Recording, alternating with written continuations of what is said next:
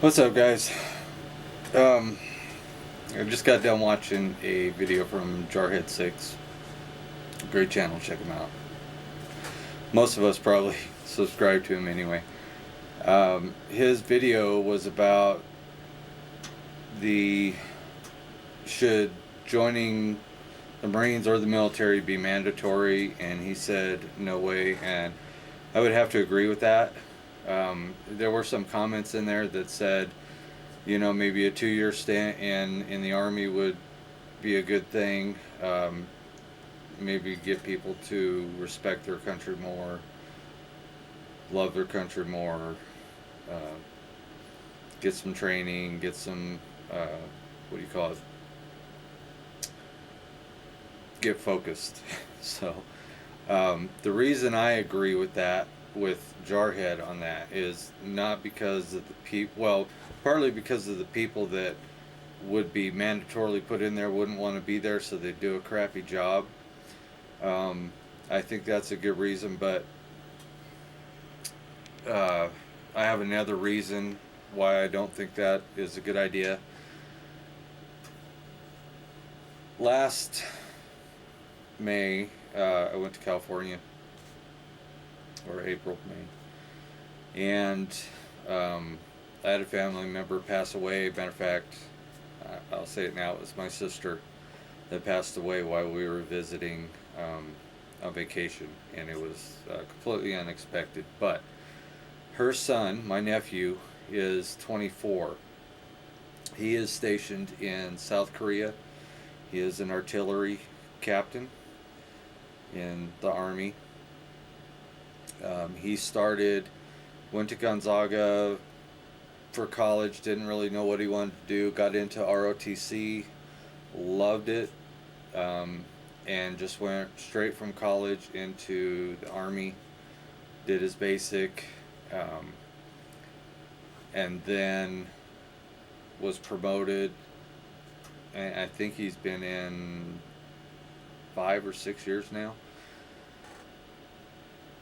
So he was promoted to captain, and now like I said, he's in South Korea um, as a captain in the artillery.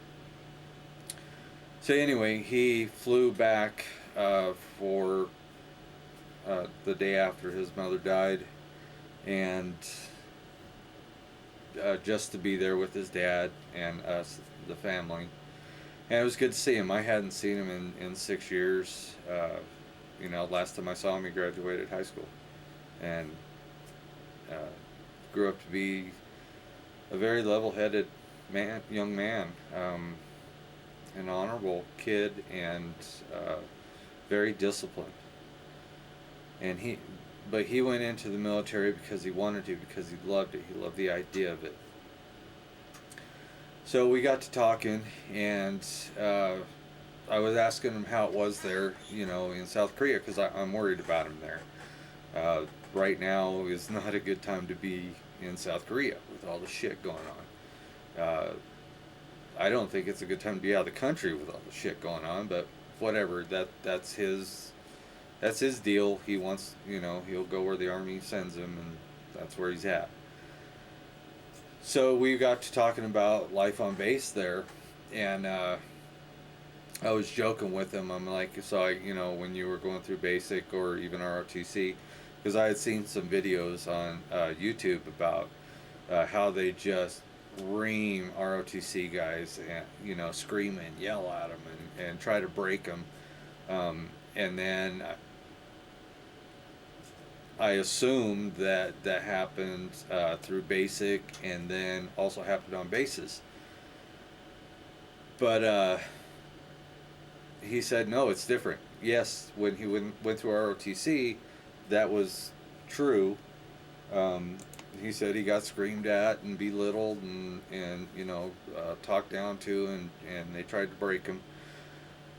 But he said on base now, if he were to reprimand a lower classman, that number one, he's not allowed to do that.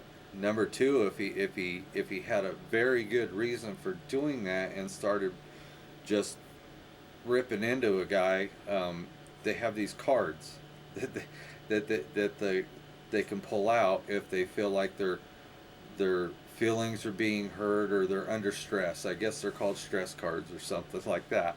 And he says if they pull this card out, then he has to stop immediately whatever he's yelling at the guy for.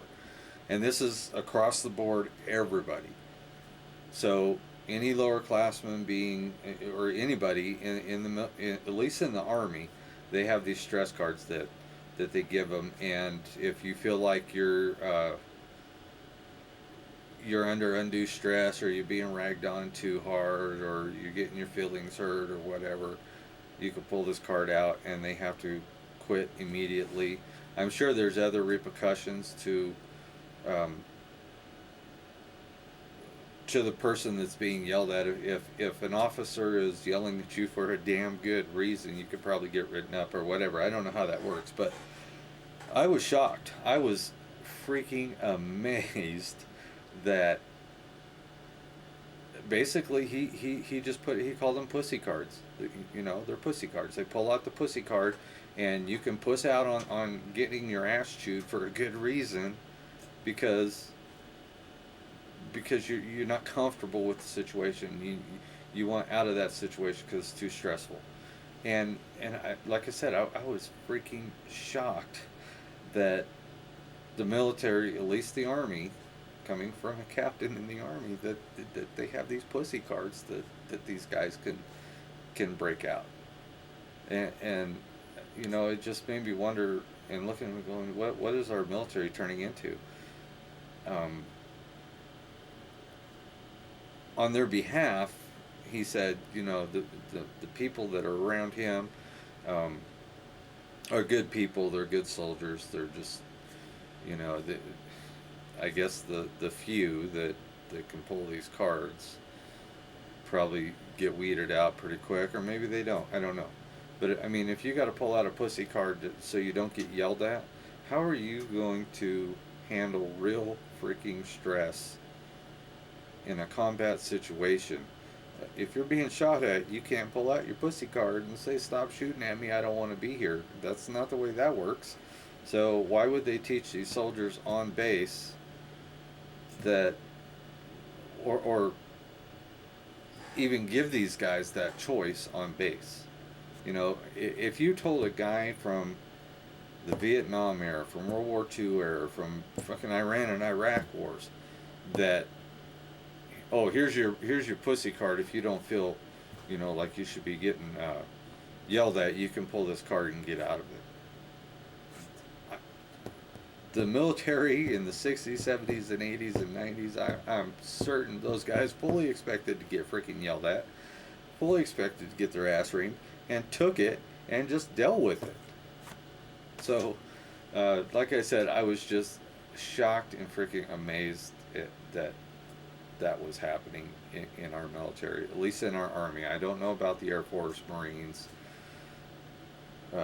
Navy, or any Air Force, anything like that. But anyway, I just wanted to share that with you, coming firsthand from a captain in the Army. It was mind-blowing. So leave your comments below. Thanks for watching. Please rate, comment, subscribe. We'll see you.